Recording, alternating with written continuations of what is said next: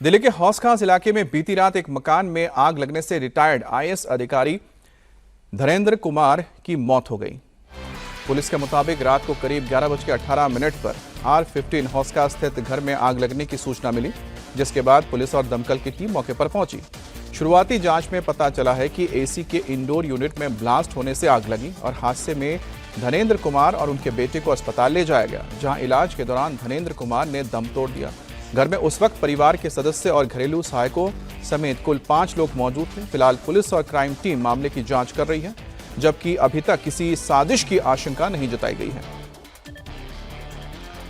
तो दिल्ली के हौस खास इलाके में बीती रात एक मकान में आग लगने से रिटायर्ड आईएएस धनेंद्र कुमार की मौत हो गई। पुलिस के मुताबिक रात करीब 11:18 पर R15 हौस खास स्थित घर में आग लगने की सूचना मिली थी, जिसके बाद पुलिस और दमकल की टीम मौके पर पहुंची। शुरुआती जांच में पता चला है कि एसी के इंडोर यूनिट में ब्लास्ट होने से आग लगी। हादसे में धनेंद्र कुमार और उनके बेटे को अस्पताल ले जाया गया, जहां इलाज के दौरान धनेंद्र कुमार ने दम तोड़ दिया। घर में उस वक्त परिवार के सदस्य और घरेलू सहायक समेत कुल 5 लोग मौजूद थे। फिलहाल पुलिस और क्राइम टीम मामले की जांच कर रही है, जबकि अभी तक किसी साजिश की आशंका नहीं जताई गई है।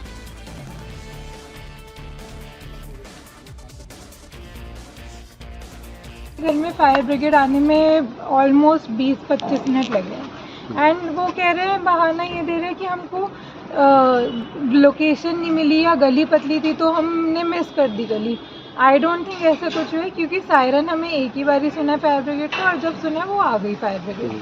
ठीक है, मतलब मतलब ये स्लम नहीं है, यहाँ पे पतली गलियां हो, अच्छा पॉश एरिया है। स्लम फायर ब्रिगेड आई थी जब तो आ गई थी, बहुत इजीली आ गई थी। मतलब फायर डिपार्टमेंट को जो हम सारे नेबर्स हैं, ये अंकल आंटी दोनों ओल्ड है एंड मतलब ठीक है, ओल्ड मैं एज को नहीं कह रही, बट ओनली वो दो और इनके स्टाफ रहते हैं एंड अंकल इतने प्रोमिनेंट पोस्ट पे ऑलरेडी रहे हुए, तब उनको ये हेल्प लाने में इतना उनको टाइम लगा। तो किसी और नॉर्मल इंसान का तो क्या ही होगा इस ओवर पॉपुलेटेड घूसखोर देश में।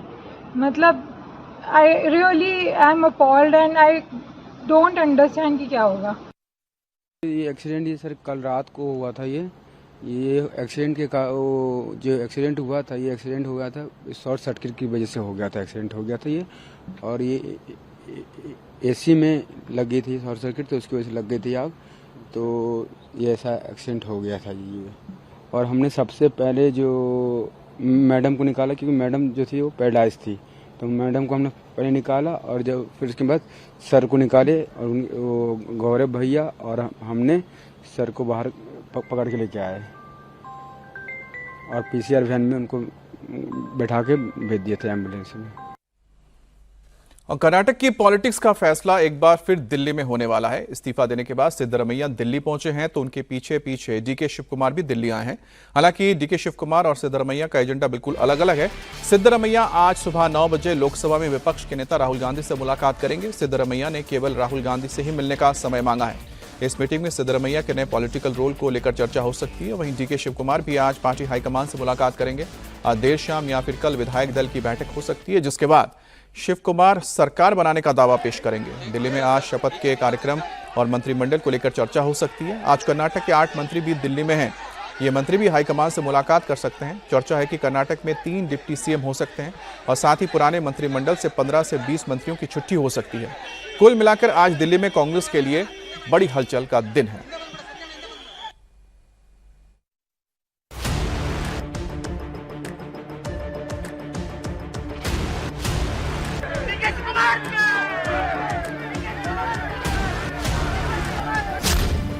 मई को डीके की शपथ, सिद्धा का क्या प्लान?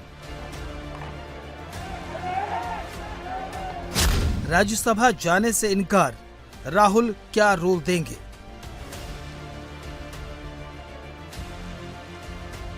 सीएम पद से इस्तीफा दे चुके सिद्धरमैया और सीएम पद की शपथ लेने जा रहे डीके शिव कुमार दोनों इस वक्त दिल्ली में हैं। कर्नाटक में इस्तीफे की औपचारिकता पूरी करने के बाद सिद्धरमैया जयपुर के रास्ते दिल्ली पहुंच चुके हैं। देर शाम डीके शिव कुमार भी दिल्ली पहुंचे। उससे पहले बेंगलुरु में शिव कुमार को विदा करने पहुंचे समर्थकों का जोश बता रहा है कि कर्नाटक में डीके का दौर शुरू हो चुका है।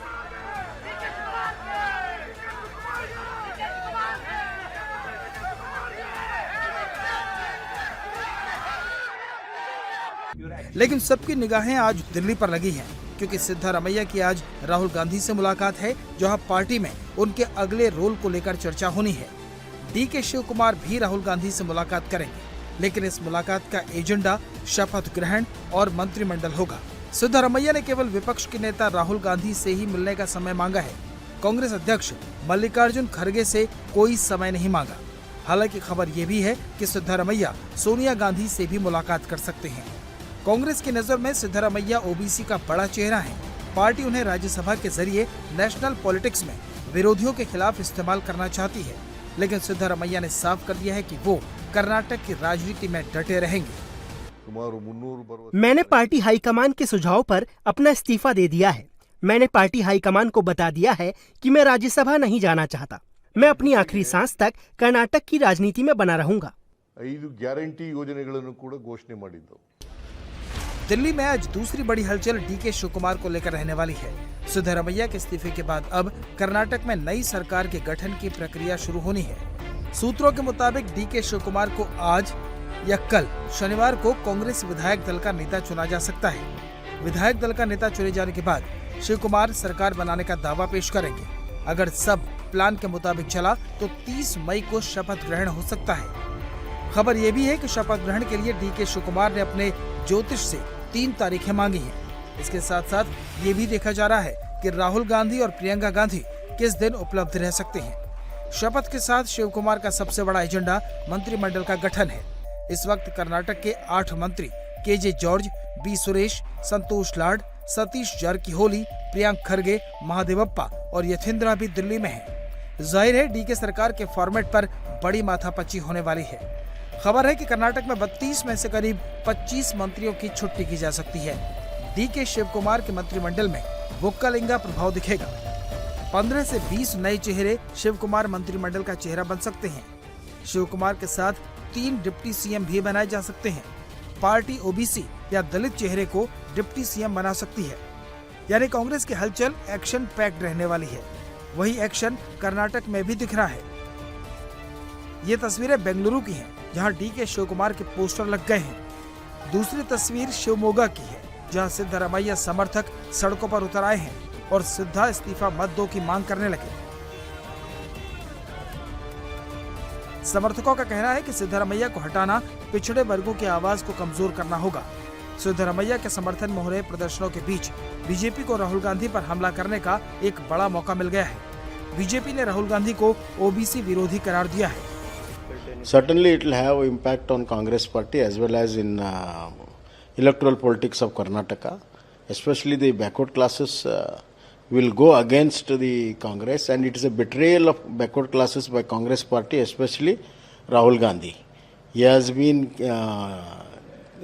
campaigning for OBC and has removed the OBC chief minister himself, and his crocodile tears for backward class has been exposed, and already people are reacting, especially the backward classes are totally disappointed, and they are reacting very sharply and saying that they are going to teach a lesson in the next general election at 2028.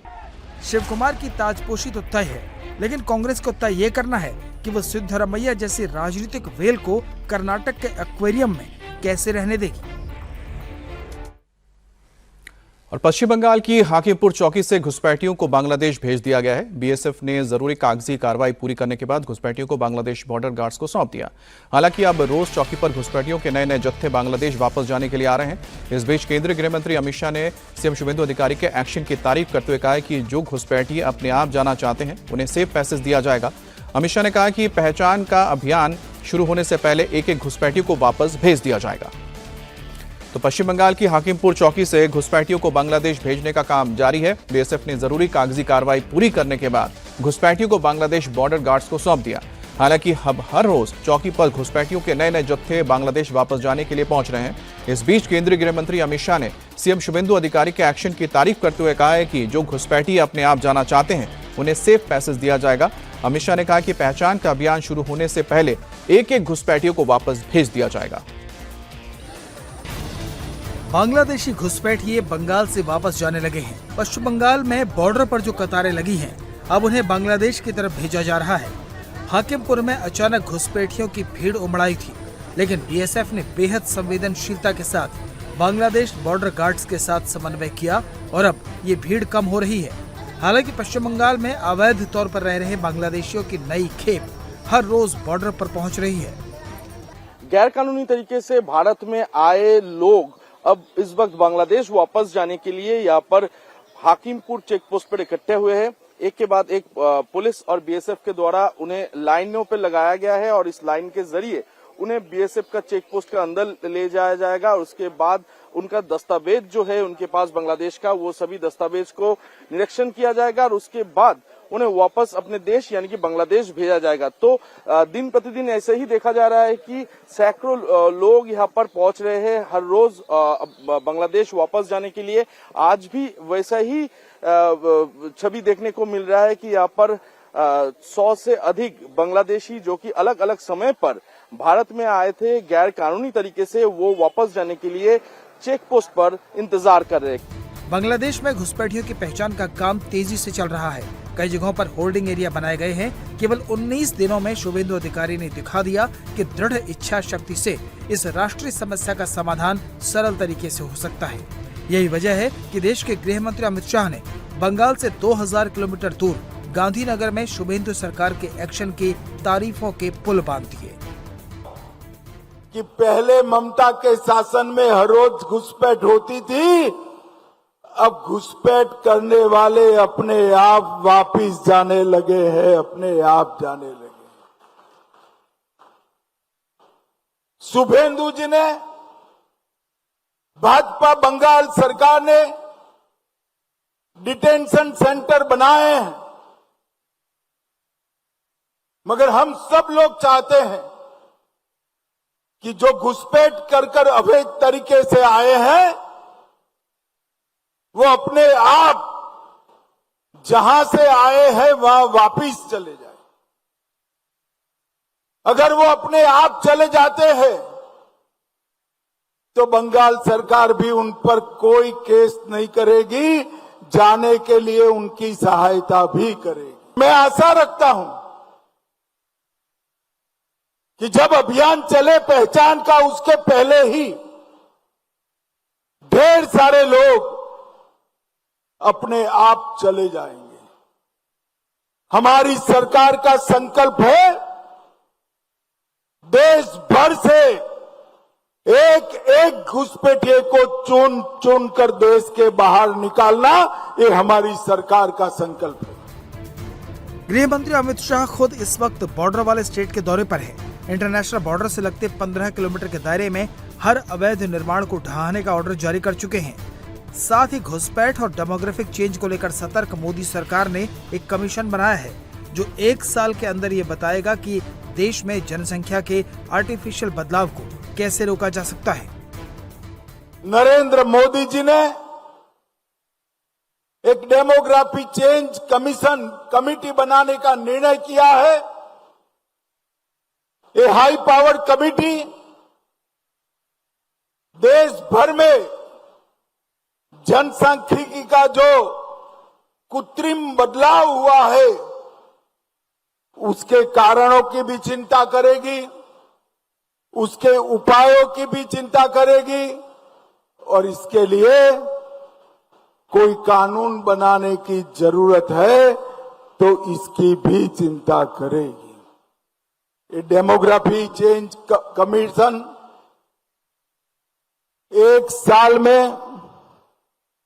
अपनी report दे देगी और कृत्रिम demography change जो है उसको रोकने का हम काम करेंगे।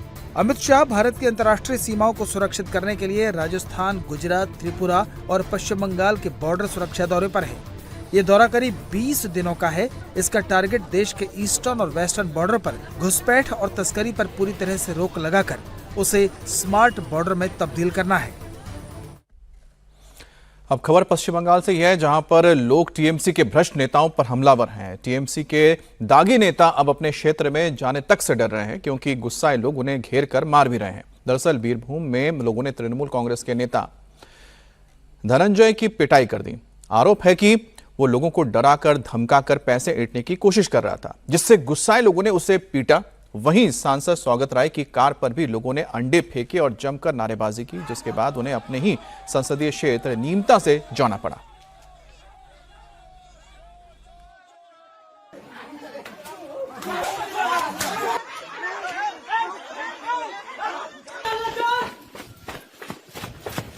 স্যান্ডো গেঞ্জি হাফ প্যান্ট পরিয়ে তাকে নামানো হচ্ছে।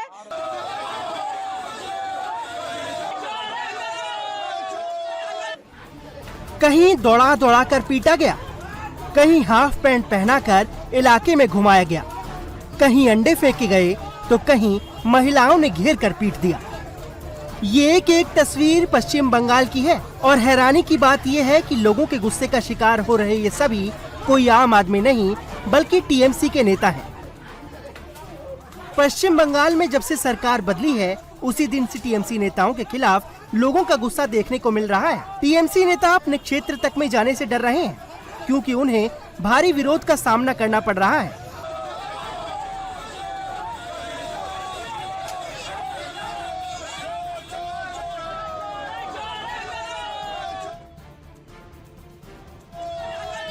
तस्वीरें नॉर्थ 24 परगना के निमता की हैं, जहां तृणमूल के सीनियर लीडर और सांसद सौगत रॉय को अपने ही संसदीय क्षेत्र में विरोध का सामना करना पड़ा। सांसद को देखकर लोग चोर चोर के नारे लगाने लगे और जब इससे भी गुस्सा शांत नहीं हुआ तो कुछ लोगों ने सौगत रॉय की कार पर अंडे फेंक दिए। दरअसल सौगत रॉय निमता थाने पर टीएमसी कार्यकर्ताओं पर हो रहे हमले को लेकर ज्ञापन देने पहुंचे थे, लेकिन उसी समय लोगों ने सौगत रॉय की गाड़ी को घेर लिया और जमकर नारेबाजी शुरू कर दी। टीएमसी का आरोप है कि हंगामा करने वाले सभी बीजेपी के कार्यकर्ता थे।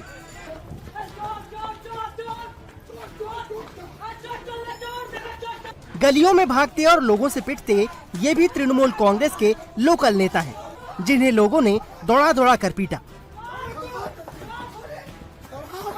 आरोप है कि बीरभूम जिले के दुर्बाजपुर में टीएमसी नेता धनजैन की इलाके के लोगों ने ही पिटाई कर दी। जानकारी के मुताबिक कई सालों से टीएमसी नेता आम लोगों को डरा धमका कर वसूली कर रहा था, लेकिन अब जब सरकार बदल गई है, बावजूद इसके जब इसने लोगों को डराकर पैसे मांगे तो लोगों ने इसकी जमकर पिटाई कर दी। স্যান্ডো গেঞ্জি হাফ প্যান্ট পরিয়ে তাকে নামানো হচ্ছে। প্রথমে শুরু করা হলো তার পাড়া থেকে, দেখতেই পাচ্ছেন সেই বনি, 24-এর বিশ্ববিখ্যাত সেই বনি, এই কাঁচরাপাড়ার বনি, একেবারে এই তাকে দেখছেন। नॉर्थ 24 परगना के बीजपुर में भी टीएमसी के युवा नेता को सबक सिखाया गया। टीएमसी नेता बोनी को हाफ पैंट पहनाकर इलाके में घुमाया गया। बोनी पर लंबे समय से सट्टेबाजी और धमकाने के आरोप लगते रहे हैं। चुनाव के बाद उनके खिलाफ कई शिकायतें दर्ज हुई हैं, जिसके बाद से वो फरार था, लेकिन बीजपुर पुलिस ने बोनी को मंदारमणि से गिरफ्तार कर लिया। बैरकपुर कोर्ट ने बोनी को 5 दिन की पुलिस कस्टडी में भेज दिया है, जिसके बाद पुलिस बोनी को बीजपुर विधानसभा के वार्ड नंबर 4 लेकर पहुंची, जो बोनी का ही इलाका है। पुलिस ने यहाँ बोनी के कमर में रस्सी बांधकर उसकी हाफ पैंट में परेड कराई, जहाँ लोगों ने चोर चोर के नारे लगाए। স্যান্ডো গেঞ্জি হাফ প্যান্ট পরিয়ে তাকে নামানো হচ্ছে। প্রথমে শুরু করা হলো তার পাড়া থেকে, দেখতেই পাচ্ছেন সেই বনি, 24-এর বিশ্ববিখ্যাত সেই বনি, এই কাঁচরাপাড়ার বনি, একেবারে এই তাকে দেখছেন। তোমার নামে যে এখানকার মানুষ অভিযোগ করছে এটা তুমি তোলা নিতে এখান থেকে বিভিন্ন কোটা থেকে টাকা দিতে। महिलाओं से पिट रहा ये राय दिघी का टीएमसी नेता है। ये टीएमसी की पंचायत प्रधान का पति है। इस पर यौन उत्पीड़न और जबरन वसूली के आरोप हैं। 4 मई से पहले ये लोगों को धमका रहा था, डरा रहा था, लेकिन सरकार बदलने के बाद पूरा मंजर बदल गया। जिन्हें ये डराता था अब ये उन्हीं से डर रहा है और लोगों के गुस्से का हर जगह सामना कर रहा है। तस्वीरों को देखकर साफ है कि बंगाल के हालात बदल रहे हैं। जो लोग पहले पुलिस से शिकायत करने से डरते थे, अब उनको बंगाल की बदलती तस्वीर को देखकर भरोसा बढ़ रहा है और अब वो खुलकर टीएमसी के भ्रष्ट और दागी नेताओं को सबक सिखा रहे हैं। और बड़ी खबर अमेरिका के डैलस से है, जहां 2 मंजिला एक इमारत में भीषण आग लगने से हड़कंप मच गया। हादसे में 4 लोग बुरी तरह से झुलस गए हैं। आग इतनी तेजी से फैली कि देखते देखते पूरी इमारत को अपनी चपेट में ले लिया। आग की लपटें ऊपर आसमान तक उठने लगी। फायर ब्रिगेड की दर्जनों गाड़ियां मौके पर पहुंची, लेकिन तब तक पूरी इमारत मलबे में ढेर हो गई थी। इमारत में आग लगने के कारणों की जांच की जा रही है, लेकिन आप देखिए कि किस तरह से ये पूरी इमारत आग की चपेट में आई और देखते ही देखते पूरी इमारत मलबे में तब्दील हो गई। दरअसल ये इमारत आप जो देख पा रहे हैं, ये लकड़ी से बनाई गई थी, जिसके वजह से आग तेजी से फैली और देखते ही देखते ये आग फैलती गई और इसने पूरे इस इमारत को अपनी चपेट में ले लिया। और जब तक फायर ब्रिगेड की टीम मौके पर पहुंचती, आग पर काबू पाती, तब तक ये पूरी इमारत जलकर राख हो चुकी थी। तो ये तस्वीरें आप देख रहे हैं अमेरिका के डैलस की है, जहां पर इस इमारत में आग लगी थी।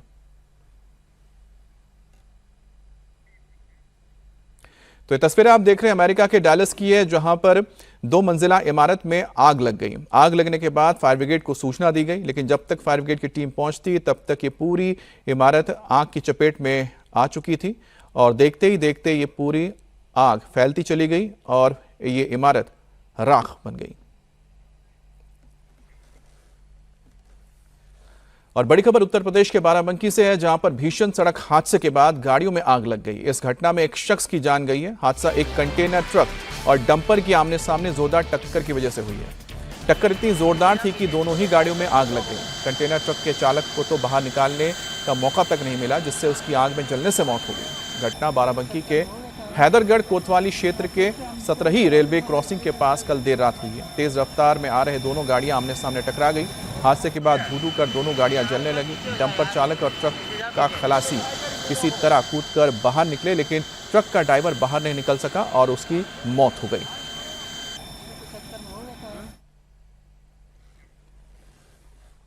बड़ी खबर लखनऊ से है, जहां पर सिगरेट पीने को लेकर हुए मामूली विवाद में बीजेपी के युवा नेता की पीट कर हत्या कर दी गई।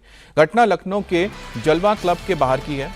रविवार देर रात अयोध्या के भाजपा युवा मोर्चा जिला कमेटी के सदस्य शिवम सिंह लखनऊ में अपने दोस्तों के साथ जलवा क्लब पहुंचे थे। बाहर सिगरेट पीने को लेकर कुछ युवकों से उनकी कहासुनी हो गई, जिसके बाद शिवम के साथ मारपीट की गई। मारपीट के दौरान शिवम के दोस्त वहां से भाग गए। एक दिन पहले अस्पताल में इलाज के दौरान शिवम की मौत हो गई है। लखनऊ में विभूति खंड पुलिस ने केस दर्ज करके आरोपियों की तलाश शुरू कर दी है। परिजनों के मुताबिक शिवम सिंह की ईंट और पत्थर से उस पर ऊपर हमला किया गया था, जिससे उसे गंभीर चोट लगे थे और घायल होने के बाद जब अस्पताल ले जाया गया तो आखिर में उसकी मौत हो गई। उसके शरीर पर कई हिस्सों में फ्रैक्चर भी हुआ था। तो ये तस्वीर आप देख रहे हैं शिवम सिंह की है। बताया जा रहा है कि वो बीजेपी के युवा नेता थे जो लखनऊ पहुंचे थे, जहां पर किसी मामूली बात पर कहासुनी हुई और दूसरी तरफ से मौजूद लड़कों ने जमकर पिटाई की थी शिवम की। हमारे परिवार के हमारे बड़े भाई हैं शिवम सिंह, भाजपा में युवा कार्यकारिणी में भाजपा में सदस्य थे। ये अभी 2 दिन पहले की बात है। ये शाम को जो है अपने दोस्तों के साथ लखनऊ आए घूमने टहलने, अपने उसी किसी काम से आए थे, किसी भी काम से आए। यहाँ पे आए तो उसके बाद इनके दोस्तों के साथ घूमने टहले, यहाँ पे आए अपना, तो कुछ लोग अज्ञात लोगों के साथ इनकी झड़प हुई और उस झड़प में शायद लोगों ने इनको टारगेट कर लिया। बाद में इनको किसी एक ऐसे संदिग्ध जगह पे पाके इनके ऊपर हमला किया और इनके ऊपर हमला ऐसे किया है कि जैसे ईंटे से इनके सिर पे वार किया गया हो और ऐसे वार किया गया कि 4-5 जगह हुआ। इनके साथ के लोगों को कुछ भी नहीं हुआ। इनके जो तीनों लोग, अब आप ये बताइए कि जो 3 लोग साथ में हैं उनको कुछ ना हो और सिर्फ इनके सिर पे इतना वार किया गया होगी। जी, पड़ोसी हैं, मतलब परिवार के, हमारे परिवार सदस्य हैं काफ़ी, और ये भाजपा में युवा कार्य समिति के पद पर थे, भाजपा के सदस्य थे, जिसमें कारण ये लखनऊ अपने किसी मित्रों के साथ किसी काम से आए थे, जिसके बाद इन्होंने कोई ये मित्रों के साथ कहीं घूमने टहलने गए, जहाँ पे इनकी बाहर किसी से बहस हुई। उसी बहस में शायद उन लोगों ने उनका पीछा किया, बहस ज़्यादा बढ़ी, उन लोगों ने पीछा किया। बाद में ये लोग जब आगे गए तो लोग पीछा करके कटौता झील के पास LPS स्कूल के पास इनको वो लोग संदिग्ध हालत में अकेले पाकर उनको मार दिए। इनके साथ जो दोस्त थे वो फरार हो गए। क्या लग रहा है कि क्या कारण है? आपसी रंजिश भी हो सकती है, या फिर जो बहसबाजी हुई उसमें कुछ वो लोग भी हो सकते हैं। प्री प्लान मर्डर भी हो सकते हैं। ब्रेन में जो सेरेब्रल पाइप होती है, जो ब्लड की होती है जाने की, वो एक पाइप कट गई थी, ब्रेन की एक हड्डी टूट गई थी, जॉ लाइन की पूरी टूट गई थी, नाक टूटी थी और शायद बैक रेड बैक किया। विभूति खंड में दिनांक 25/26 की रात में एक व्यक्ति जिसका नाम शिवम सिंह है उसके साथ मारपीट की घटना हुई है, जिसकी इलाज के दौरान दूसरे दिन कल मृत्यु हुई है। उसके भाई के द्वारा इसमें तहरीर दी गई थी। पुलिस के द्वारा इसमें मुकदमा दर्ज कर लिया गया है। हमने संदिग्धों की पहचान करके उनके साथ पूछताछ कर रहे हैं और अग्रिम विधिक कार्रवाई कर रहे हैं। और ट्विशा शर्मा मर्डर केस में आज बड़ा दिन है। आज सीबीआई गिरफ्तार आरोपी गिरीबाला सिंह को कोर्ट में पेश करेगी और उसके साथ साथ आरोपी समर्थ की भी भोपाल जिला कोर्ट में पेशी होगी। दरअसल आरोपी समर्थ की 7 दिन की रिमांड पूरी हो रही है और ऐसे में सीबीआई उसे कोर्ट में पेश करेगी और कस्टडी की मांग करेगी। जानकारी के मुताबिक सीबीआई दोनों आरोपियों को रिमांड मिलने पर आरोपी समर्थ और गिरीबाला सिंह को आमने सामने बिठाकर पूछताछ करेगी। सीबीआई को शक है कि मामले में कई चीजें छिपाई गई हैं। ऐसे में सीबीआई एक एक चीज अच्छे से चेक कर रही है और उम्मीद है कि बहुत ही जल्द इस पर बड़ा खुलासा होगा।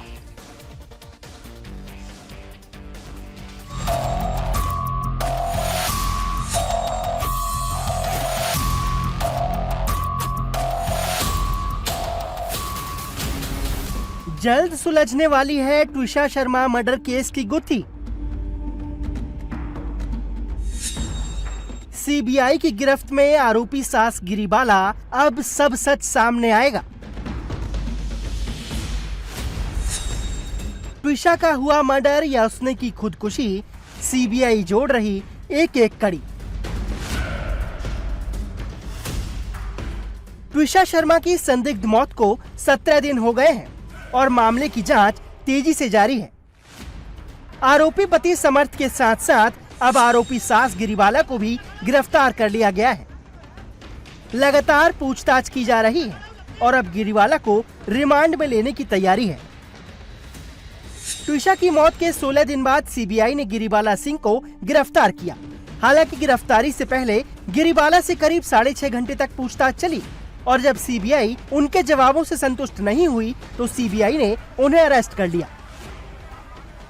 गिरीबाला सिंह को अरेस्ट करके पीछे तस्वीरों में आपको यहाँ पर जो सीबीआई की पूरी टीम है वो दिखाई दे रही है और सीबीआई की टीम के पीछे गिरीबाला सिंह हाथ बांधे हुए नजर आ रही है। यहाँ पुलिस लगातार कॉर्डन ऑफ करने की कोशिश जो है कर रही थी। जो ट्विशा के परिजनों ने समर्थ और पूर्व जज गिरीबाला पर गंभीर आरोप लगाए थे कि दरअसल ट्विशा की जो दहेज के लिए प्रताड़ित किया जा रहा था और यह हत्या नहीं बल्कि आत्महत्या नहीं सुनियोजित हत्या है।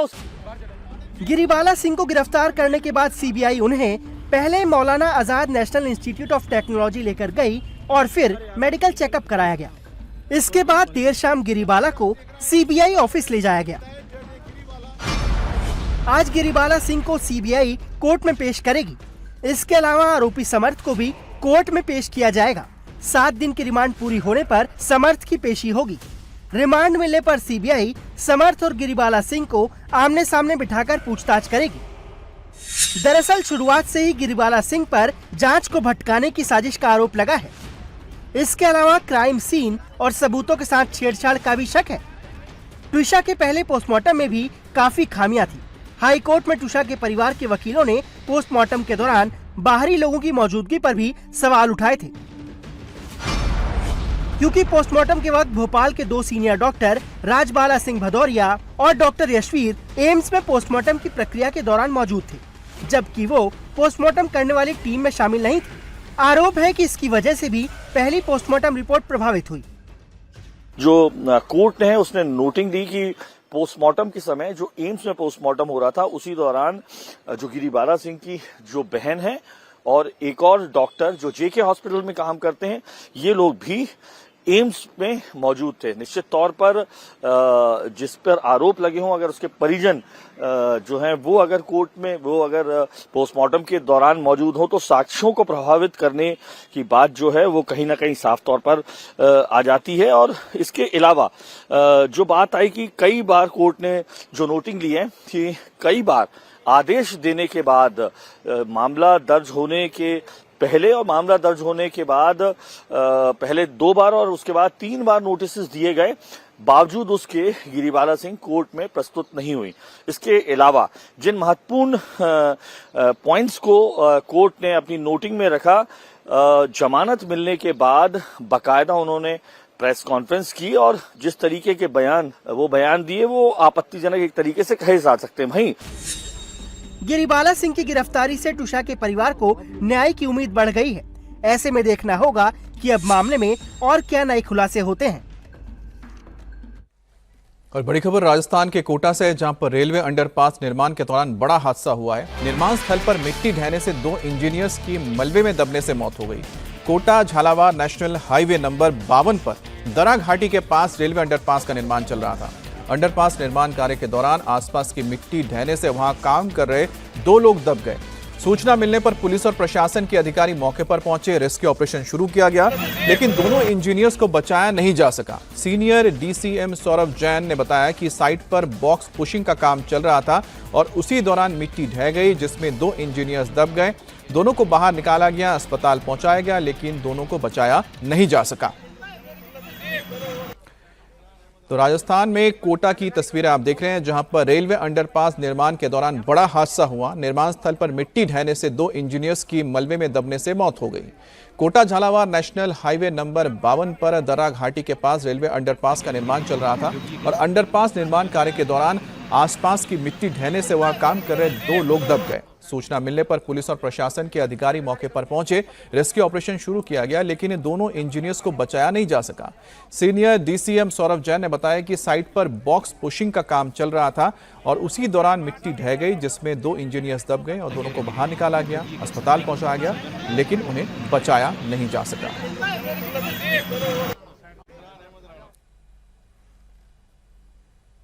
और खबर नीट पेपर लीक से जुड़ी हुई है, जिससे जुड़ी याचिकाओं पर आज सुप्रीम कोर्ट में सुनवाई होने जा रही है।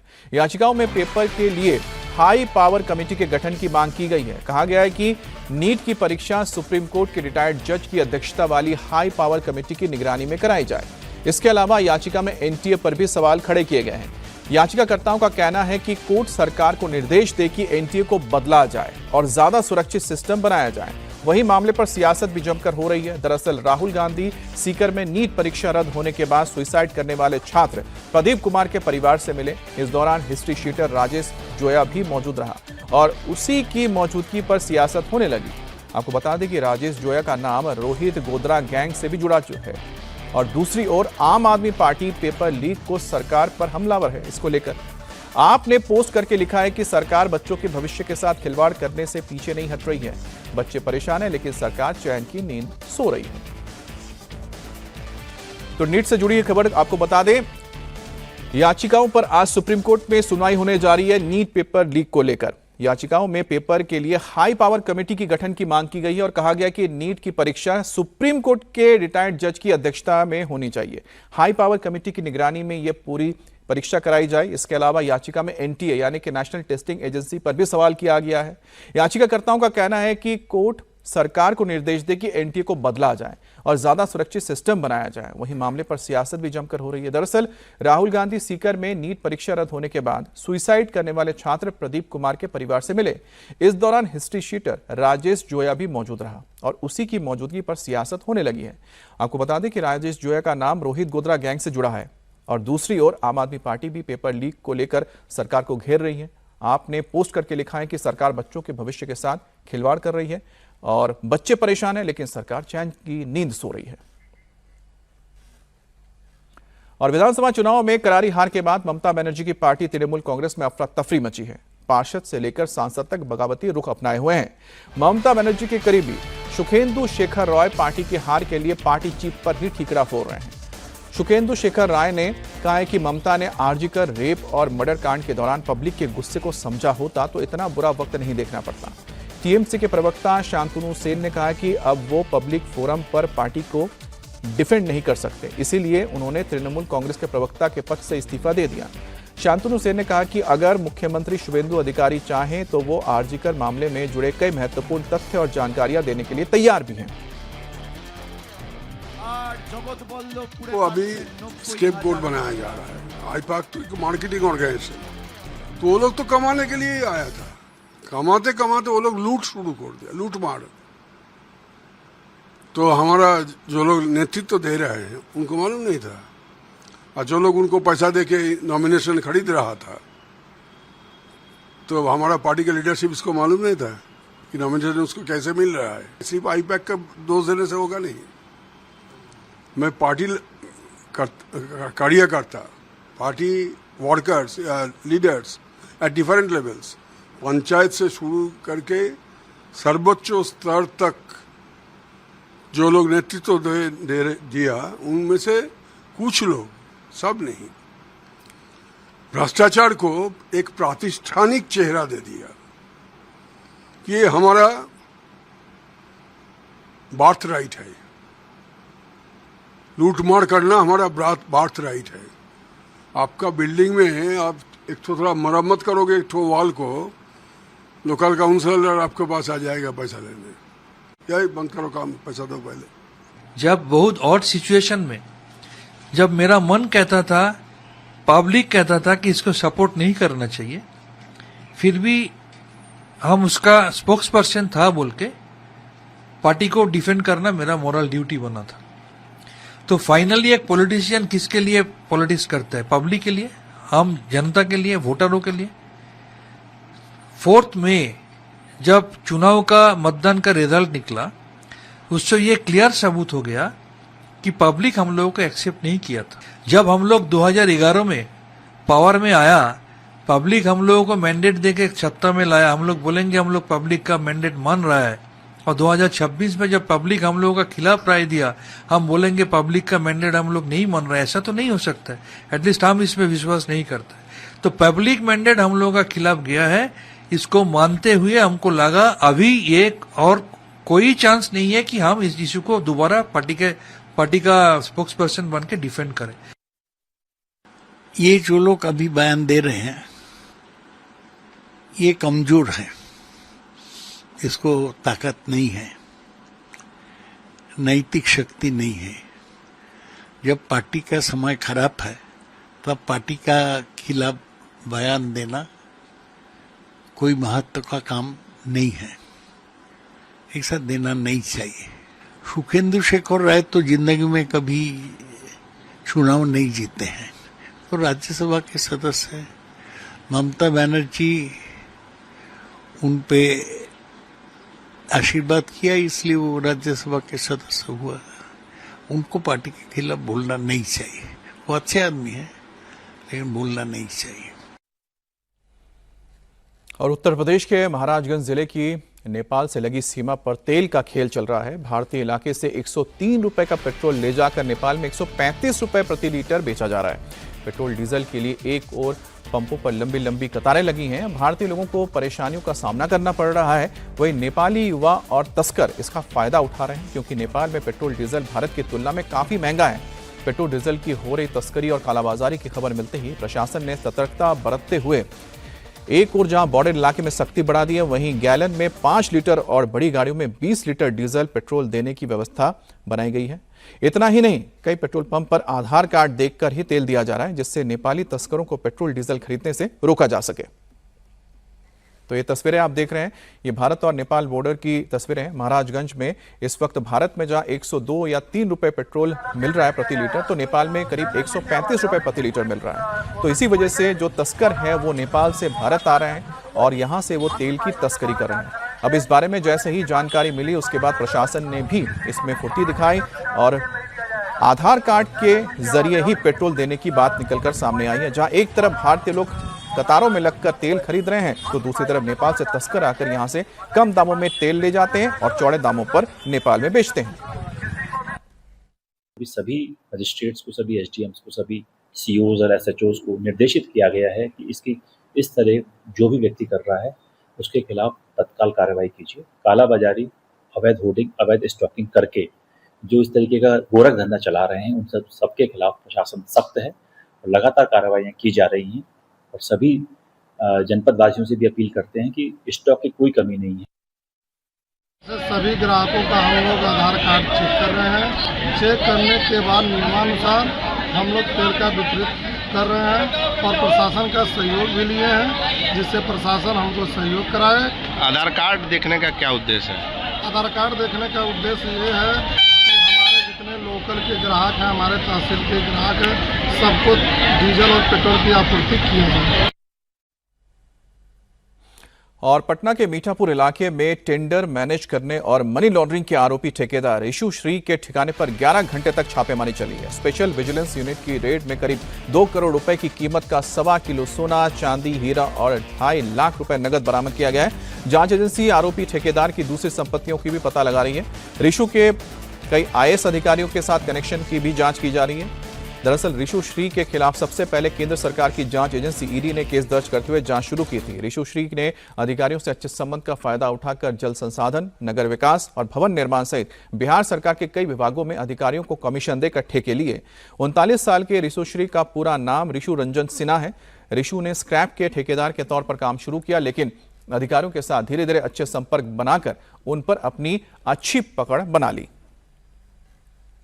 ठेकेदार रिशु रंजन सिन्हा के अलग अलग ठिकानों पर स्पेशल विजिलेंस यूनिट ने छापेमारी की। पटना के मीठापुर में उसका दफ्तर और घर है।